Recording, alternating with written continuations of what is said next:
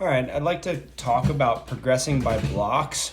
We're essentially teaching rugby players how to be good rugby players. So we are teaching skills, teaching various things, and we want to teach in a progressive way that starts with the most basic elements and builds from that. So just a reminder, our four blocks are basically handling skills, kind of non or low contact, pass and catch, offload kind of stuff.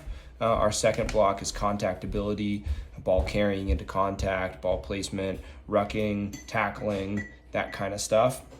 Three is positional ability. That means things like scrums, lineouts, scrum half passing, kicking, spin passing, things like that. And then four is kind of overall rugby ability and game IQ, which we develop through large number of games, teaching our offensive system and working on it, teaching our defensive system and working on it, teaching offensive principles and defensive principles, and getting the guys to practice them and learn them, those kinds of things. Okay, so these are our blocks, and we want to progress. We want to progress handling skills. We want to progress positional ability. We want to progress contact ability. We want to progress overall rugby ability and game IQ. So I want to give an example of my kind of example one. Progressing handling skills. So practice A would be an example of either. This is basically what I would write on my pad, on my clipboard, piece of paper. I'd write, okay, like block 1, 30 minutes handling work, and then I'd probably put something like this for like a first practice of the year. This practice A, circle game. Is great, simple, fun. They're learning each other's names. They're getting loose. They're having a good time. Partner passing. Now we're drilling. Everybody's getting tons of coaching on specific technique of passing. They're just doing it stationary.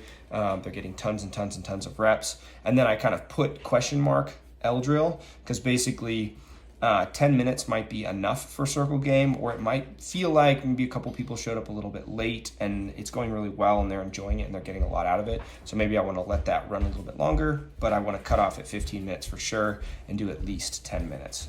Similarly with partner passing, maybe 10 minutes is good and it seems like they're getting bored and they're not getting a lot out of it, or maybe I need the extra time to coach. They've got to face each other for 2 minutes, and then they've got to turn to one way for 2 minutes, turn to the other way for 2 minutes. Maybe that doesn't feel like enough time. Maybe I want to go through it again.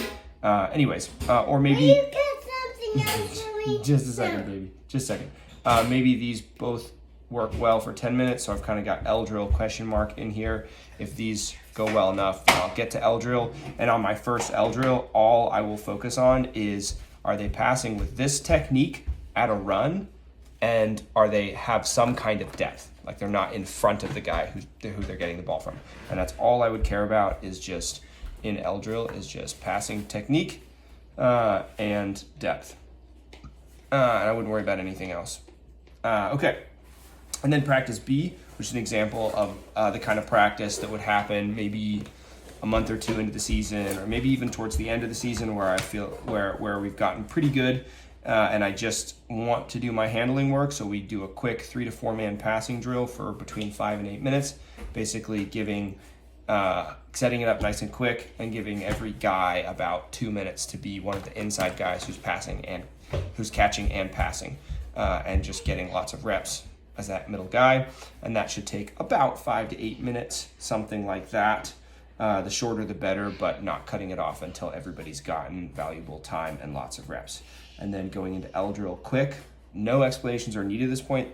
This point in the season, they've done all of these drills many times, and so I can just have them all set up and just get them going fast. And then as soon as we're good on 3 to 4 man passing, we're straight to L drill. And there's a 30-second transition, and boom, they're into L drill, and everybody's getting lots of reps at a run.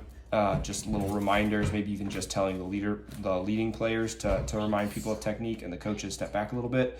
And then once we've done enough of this and we've gotten enough value out of it, quickly transitioning to 2v1s for, once again, just like 5 to 8 minutes. And for all of these times, basically aiming to be on the shorter time unless I need more time, and then making sure I cut off so that this block doesn't go past 20 minutes. And this block would allow me to add an extra maybe 10 minutes at the end of practice to my overall rugby ability, my touch game, or my offensive run through, or whatever it is, because we've got enough skill at that point. This is an example of how to progress by blocks.